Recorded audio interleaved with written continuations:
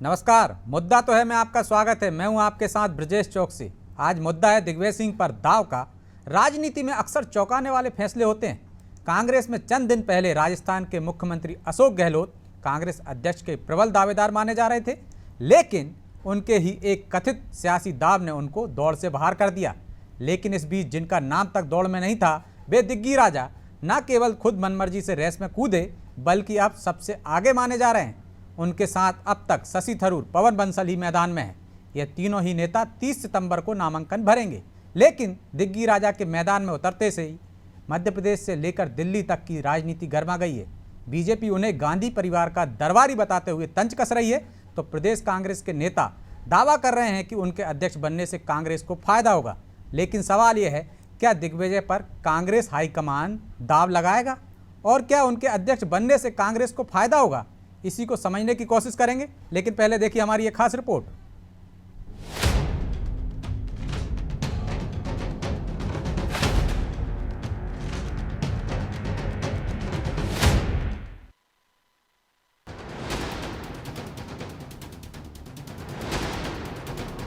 कांग्रेस के अध्यक्ष पद का चुनाव दिलचस्प होता जा रहा है।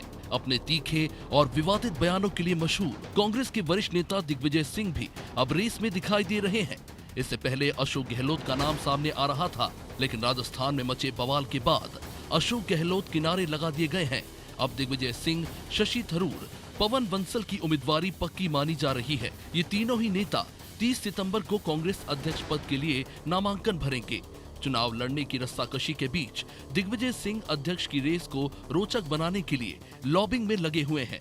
वो अपने समर्थन में वोटिंग के लिए डेलीगेट से संपर्क कर रहे हैं। कांग्रेस आलाकमान को विश्वास में लेने के लिए नई रणनीति में जुट गए हैं। सोनिया गांधी, पी चिदम्बरम समेत वरिष्ठ नेताओं से मुलाकात कर अपने पक्ष में माहौल बना रहे हैं।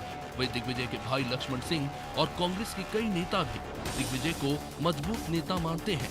नेता प्रतिपक्ष डॉक्टर गोविंद सिंह भी दिग्विजय सिंह को कांग्रेस मजबूत करने वाले राष्ट्रीय नेता बता चुके हैं। दिग्विजय सिंह का राजनीतिक अनुभव बहुत लंबा है और प्रशासनिक अनुभव भी है और राष्ट्रीय नेता है। समूचे भारतवर्ष की उन्हें जानकारी है।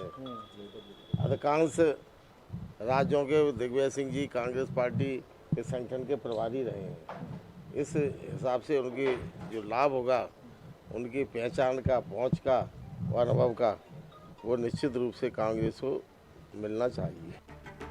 उधर दिग्विजय सिंह पर मिस्टर बनताधार का टैग लगा चुकी भाजपा काफी हमलावर है।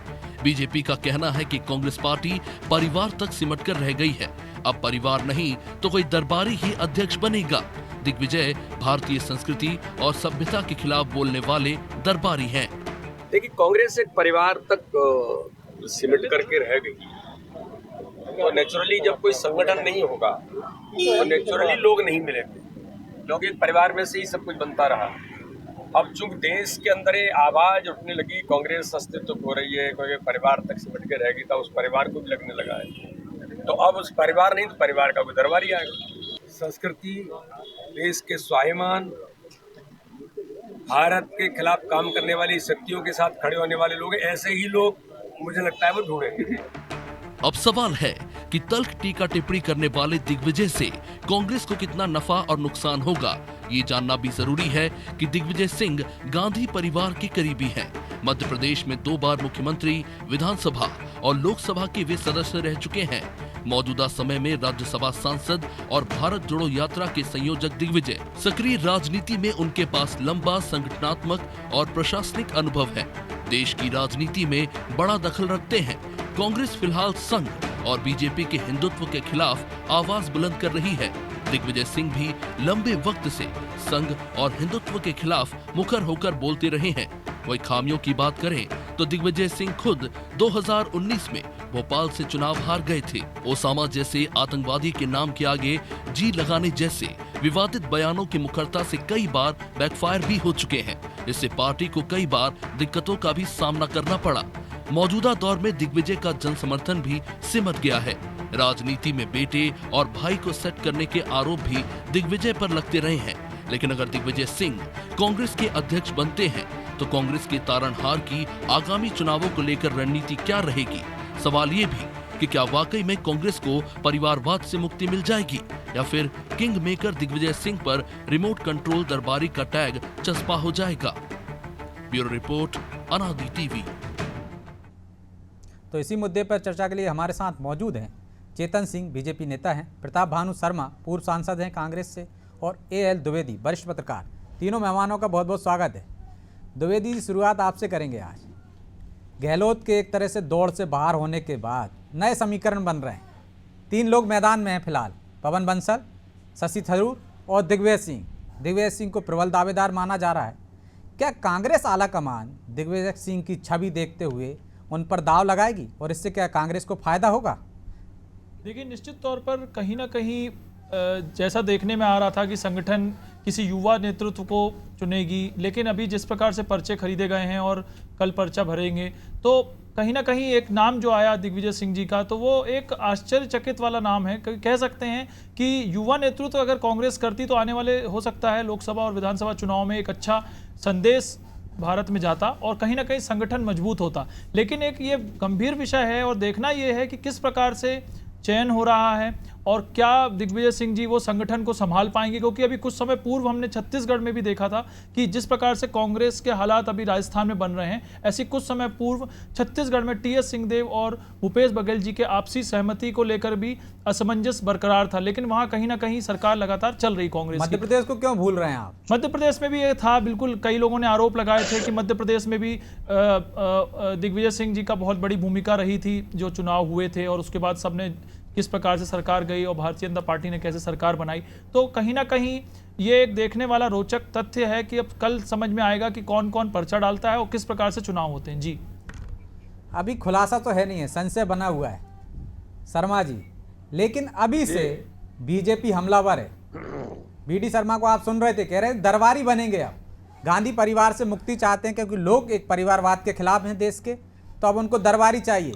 उन दरबारी में दिग्विजय सिंह भी शामिल हैं और ऐसे व्यक्ति को अध्यक्ष बना रही है कांग्रेस जो देश विरोधी लोगों के साथ खड़े दिखते हैं।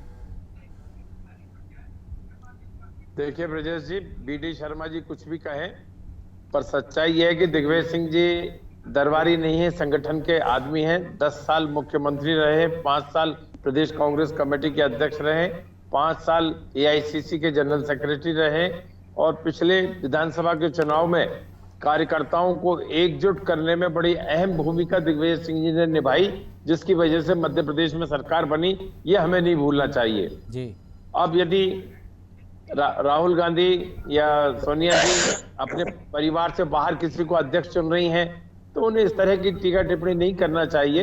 ये एक स्वतंत्र चुनाव है जो एक डेमोक्रेटिक तरीके से कांग्रेस पार्टी में हो रहा है, बाकायदे नोटिफिकेशन करके 9000 डेलीगेट्स की लिस्ट प्रकाशित करके, और 22 तारीख के बाद से ये तय हो गया। लेकिन शर्मा कि जी, 24 से आप कह रहे हैं सोनिया गांधी जो भी चुन रही नॉमिनेशन हैं। भरेंगे, अभी तक तो कांग्रेस प्रचार कर रही है कि सोनिया गांधी नहीं चुन रही हैं, लोकतांत्रिक तरीके से चुनाव हो रहे हैं। नहीं चुन रही है नहीं कहा मैंने ये कहा सोनिया जी चाहती हैं ये कि उनके परिवार से बाहर के व्यक्ति बनाए। फ्री एंड फेयर डेमोक्रेटिक तरीके से चुनाव हो रहे हैं, इसमें BD शर्मा जी को क्या आपत्ति होना चाहिए, या भाजपा के नेताओं को क्यों किसी तरह का दोषारोपण करना चाहिए?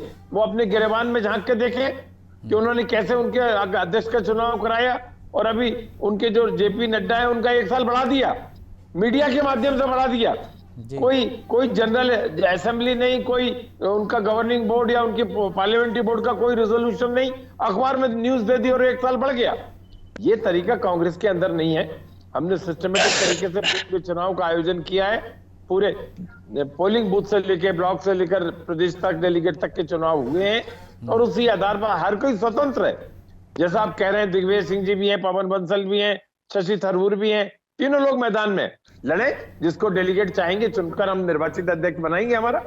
लेकिन मध्य प्रदेश में तो एक तरह से होड़ लग गई है, लोग उन्हें बेहतर उम्मीदवार भी बता रहे हैं, और कुछ छुटभैया नेता, यदि नेता प्रतिपक्ष की हम बात माने, छुटभैया नेता हैं जो उनका विरोध कर रहे हैं या जो उनको इस लायक नहीं मान रहे हैं। वो बेहतर उम्मीदवार हैं, इसमें कोई दो राय नहीं है, और कार्यकर्ताओं का समर्थन हमेशा दिग्विजय सिंह जी को प्राप्त हुआ है, इसमें भी कोई दो राय नहीं है।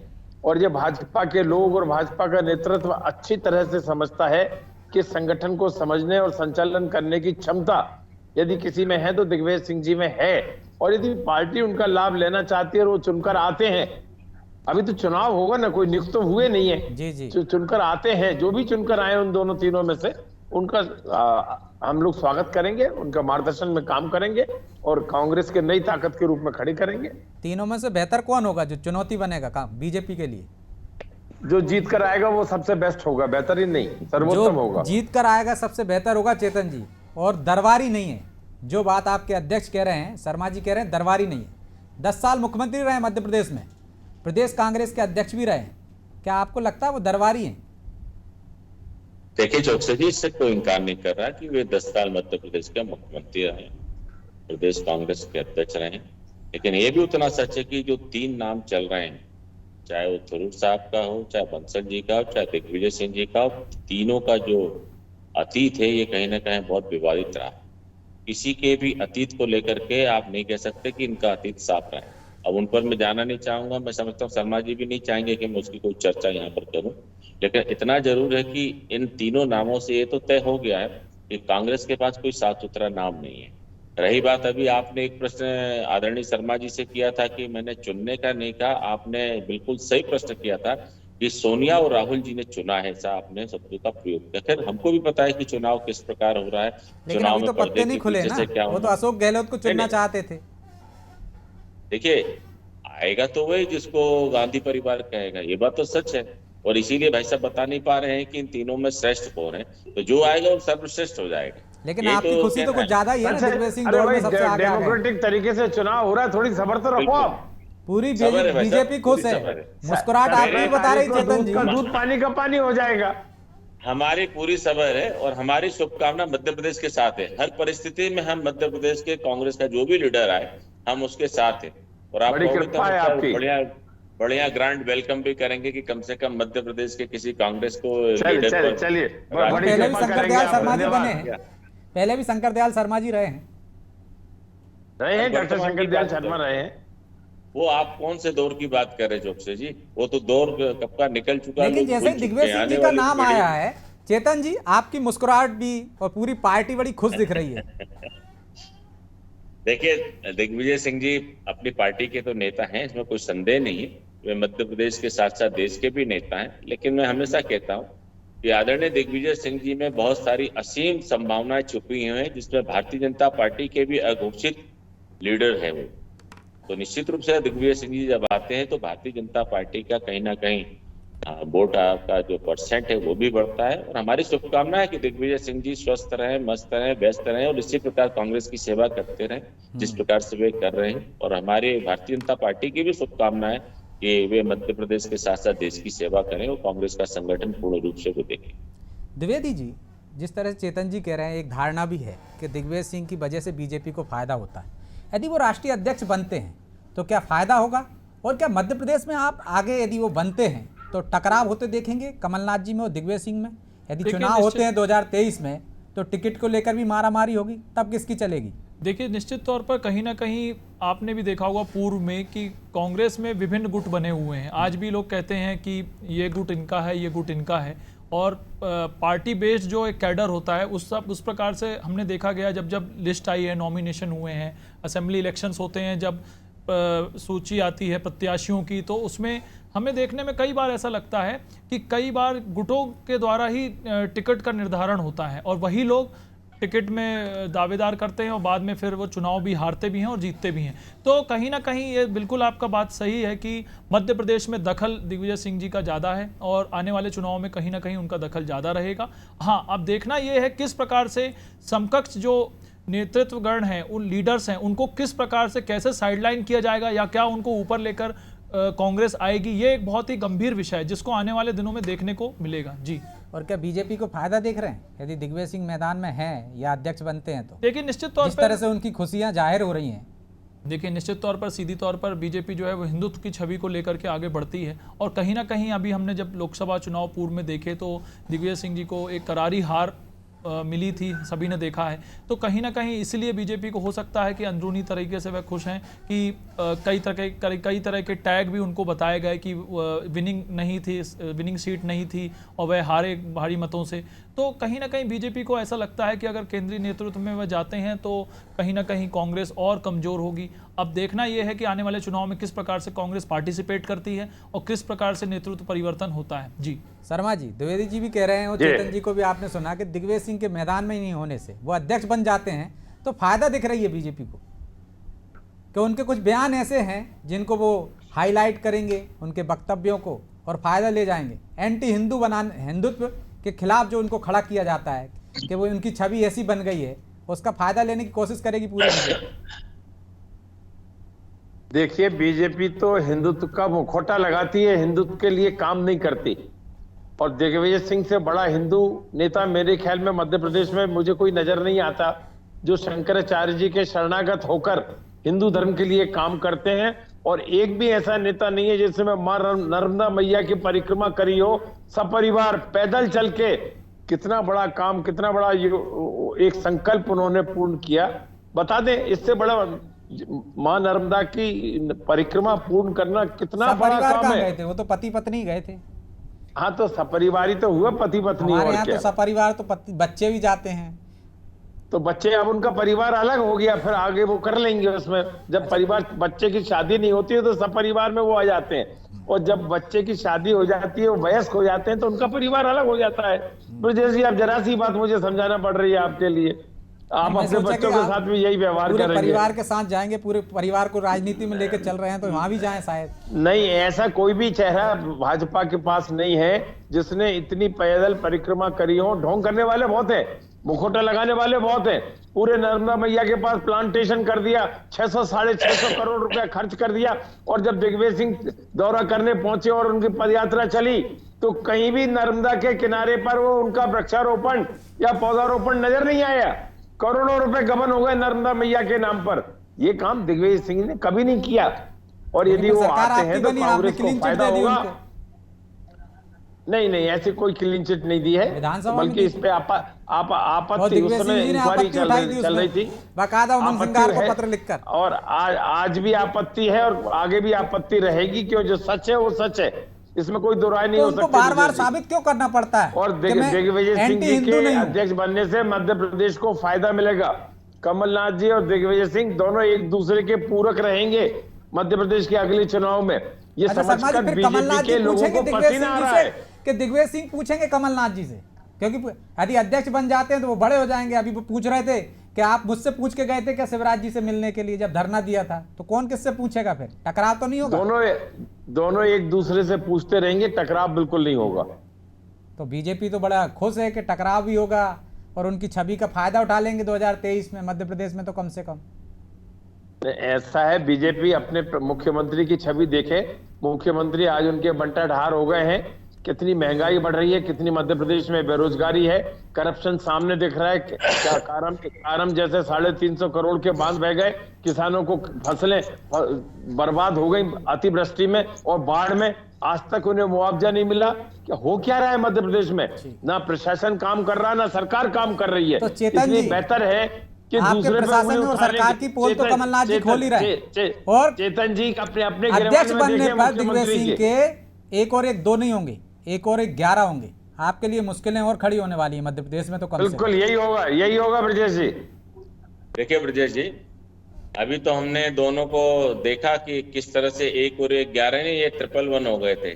और इसीलिए मध्य प्रदेश की जो सरकार अच्छी खासी चल रही थी, वो कोई यहाँ गिरा कोई वहां गिरा। आपने भी देखा सारा एपिसोड, मुझे कहने की आवश्यकता नहीं है।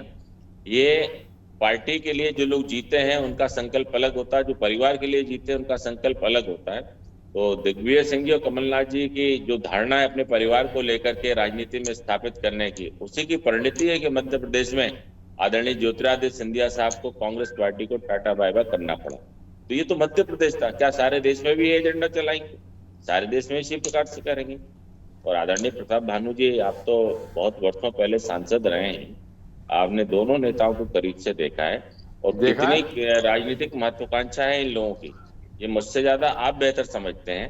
रही बात दिग्विजय सिंह जी के आने की, भारतीय जनता पार्टी की खुशी की, तो भारतीय जनता पार्टी की खुशी लगातार इस बात में जरूर रहेगी कि कम से कम मध्य प्रदेश से कोई अब वर्तमान में लीडर कम से कम राष्ट्रीय नेतृत्व की कुर्सी पर जाकर के बैठेगा तो उसके साइड इफेक्ट क्या होंगे ये मुझे कहने की आवश्यकता नहीं, ब्रजेश जी ने अनेक बार कह दिया। लेकिन हाँ, इतना जरूर है कि देश भर में अभी जो आप 50 का जो आप पार करके गए हैं, चेतन जी, तो और नीचे लेके जाना है तो पार्टी की सोचिए, सोच नहीं। लेकिन होता है कि देश की जनता और देश का जनमत क्या चाहता है। अभी तो आपने सर्टिफिकेट दे दिया जी। कि मध्य प्रदेश में सबसे बड़े अगर कोई हिंदुओं के नेता है, हिंदुओं के समर्थक है तो दिग्विजय सिंह जी हैं। तो मैं आपको बधाई देता हूँ, अगर इतने बड़े नेता, इतने बड़े समर्थक हैं। धन्यवाद, धन्यवाद चेतन जी। जी, कटाक्ष कर अगर रहे हो। राष्ट्रपति बन पाए तो आप कम से कम उनको मध्य प्रदेश का कांग्रेस कमेटी का अध्यक्ष तो बना दो, ताकि 2023 की आपकी नैया पार हो जाए। कुछ तो आप लोग अच्छा करिए साहब, अगर नहीं राष्ट्र। ठीक है शर्मा जी, यदि वो राष्ट्रीय जी। अध्यक्ष नहीं बनते तो मध्य प्रदेश के तो अध्यक्ष बना ही सकते हैं। मैं भी तो कह रहा हूं जी, खाली वो तो खाली राष्ट्रीय नहीं नेता ना है, पद। राष्ट्र की राजनीति में हैं। अब वो उन्होंने पर्चा भर रहे हैं, कल देखते हैं, चुनाव हो रहा है, चुनाव में लोग चुनेंगे तो राष्ट्रीय अध्यक्ष बन जाएंगे। ठीक है। हम तो चुनाव प्रक्रिया से निर्धारण कर रहे हैं, उन्हें किसी तरह से मनोनयन की या कहीं भेजने की जरूरत नहीं है। वो राष्ट्रीय स्तर पर उन्होंने अपना स्थान बना लिया। जी। ये वो भारत राष्ट्रीय जोड़ो यात्रा के राजनीति में है, द्विवेदी जी। संयोजक है, संयोजक भी वही है। जी। कमलनाथ जी अच्छे मुख्यमंत्री, अच्छे प्रदेश अध्यक्ष के रूप में काम कर रहे हैं। उसके बारे में भाजपा सोचे कि किस और तरह जैसे से कमलनाथ जी कह उन्होंने चुके हैं एक-एक कि चीज 2023 से मुद्दे पहले वो उठा कहीं नहीं जाने वाले। दिए हैं। लेकिन द्विवेदी बिल्कुल, जी, उनका फोकस मध्य प्रदेश पे है। ठीक, द्विवेदी जी, अब तक कहा जा रहा था कि जो भी अध्यक्ष बनेगा वो गांधी परिवार के रिमोट से चलेगा। क्या आपको लगता है कि दिग्विजय सिंह रिमोट से चलने वाले व्यक्ति हैं? इतना राजनीतिक अनुभव, इतना प्रशासनिक अनुभव, उन्हें तो मध्य प्रदेश का चाणक्य भी कहा जाता है कि किस तरह से सत्ता से बाहर चली गई पार्टी को सत्ता में ले आए। देखिए, ये कहना बहुत ही जल्दबाजी हो जाएगी, क्योंकि इसमें गहन अध्ययन करना पड़ेगा। हाँ, लेकिन निश्चित तौर पर ये तो सब जिस प्रकार से भारतीय जनता पार्टी आरोप लगाती थी कि जो भी तय होता है वो 10 जनपद से होता है और जो भी लोग होते हैं वह वहीं से ही चुनकर आते हैं, बनते हैं, तो ये कहना एक जल्दबाजी होगी। लेकिन हाँ, ये तो मानना पड़ेगा कि जो डिसीजन है वह कहीं ना कहीं आला कमान जैसा बताएगी वैसा ही उनको मानना पड़ेगा। हो सकता है वह अपना डिसीजन बनाए तो फिर उनको भी कहीं लूप लाइन में या साइड लाइन कर दिया जाए, तो उन्हें कहीं ना कहीं शीर्ष नेतृत्व जो है उनको लेकर क्या हो सकता है बात करनी बेहतर पड़ेगी। तरीके से वो समझा पाए, कन्वेंस कर पाए, तो उनका ही निर्णय पालन हो जाए। दिग्विजय सिंह जी सामंजस्य बना के चलेंगे सब राज्यों से और केंद्रीय नेतृत्व से और पार्टी हाईकमान से। ये कहना जल्दबाजी हो सकती है। द्विवेदी जी, ये कहना जल्दबाजी भी हो सकती है शर्मा जी, द्विवेदी जी कह रहे हैं। बहरहाल ये तो आने वाला समय बताएगा कि वो दरबारी बनते हैं या अपने दांव चलते हैं। फिलहाल तो समय नहीं है, इसलिए चर्चा को यहीं विराम देंगे। आप तीनों मेहमानों का बहुत बहुत धन्यवाद। तो दिग्विजय सिंह मैदान में हैं और उनके मैदान में होते ही मध्य प्रदेश से लेकर दिल्ली तक में हलचल तेज हो गई है। यदि वो राष्ट्रीय अध्यक्ष बनते हैं तो क्या रिमोट से चलेंगे? निश्चित तौर पर जो दिग्विजय सिंह को करीब से जानते हैं वो मानते हैं कि दिग्विजय सिंह रिमोट से चलने वाले व्यक्ति नहीं हैं। वो वही करते हैं जो पार्टी के हित में हो, कांग्रेस के हित में हो। और क्या गांधी परिवार उन्हें एक्सेप्ट करेगा या उन पर दाव चलाएगा, इसको लेकर भी कुछ राजनीतिज्ञों को, जानकारों को संशय है। ये तो आने वाला समय बताएगा। अभी तो सिर्फ नामांकन भरे जा रहे हैं, इसके बाद तस्वीर साफ होगी। हाईकमान अपने पत्ते खोलेगा कि आखिर उनका दरबारी कोई बन रहा है या वाकई में लोकतंत्र के जरिए से पार्टी में अध्यक्ष का चयन हो रहा है। फिलहाल मुद्दा तो है इतना ही। मुझे दीजिए इजाज़त और आप देखते रहिए अनादि टीवी। नमस्कार।